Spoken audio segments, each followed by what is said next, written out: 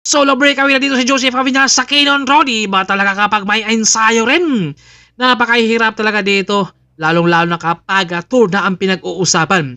Dahil nga nung Tour of Luzon 2026, napakaganda yung kanilang mga banatan.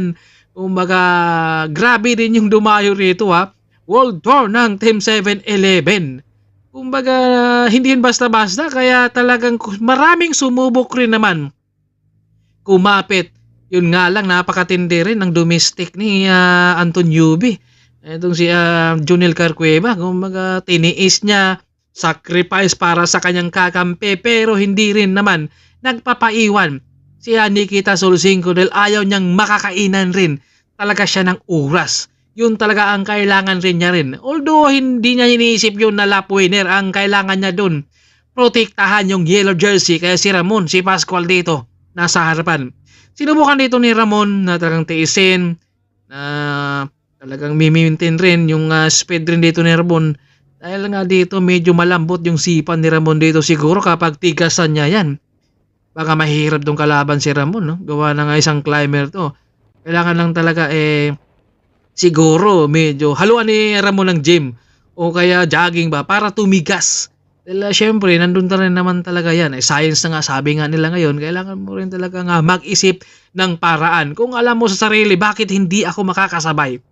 Parihas naman kaming nag-iinsayo. Doon ka na mapapaisip na ano ang kulang sa'yo. Kaya nandito naman si Angelo, wala nang imikan. Sariling sikap talaga dito si Angel. Kita nyo naman yung hingal, pagod. Pero kapag sa ensayo ay sanayin mo yung katawan mo para andiyan ka na sa karera, ay hindi ka na basta bibitaw at kakalas.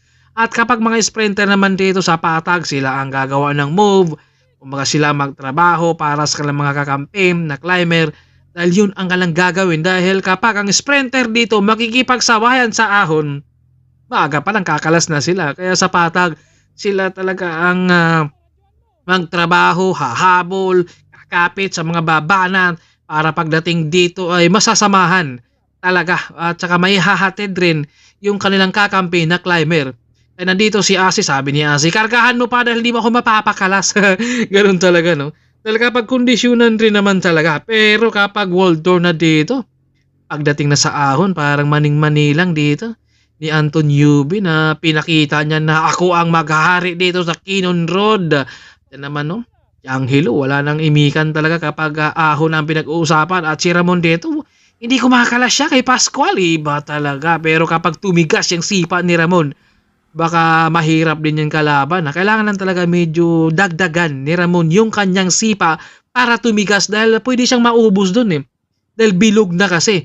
At nandito naman sila Mamar. Sama rin dito si Sumisu Basalan.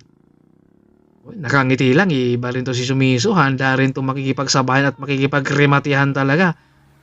Joseph Aviñar, tahimik na siyang umuusad rito. At si Jumar, bigla pa tayong nirimati rito. Walang kabaguran si Jumar, dahil hinahabol niya rin si Joseph Aviñar dahil breakaway yan kanina.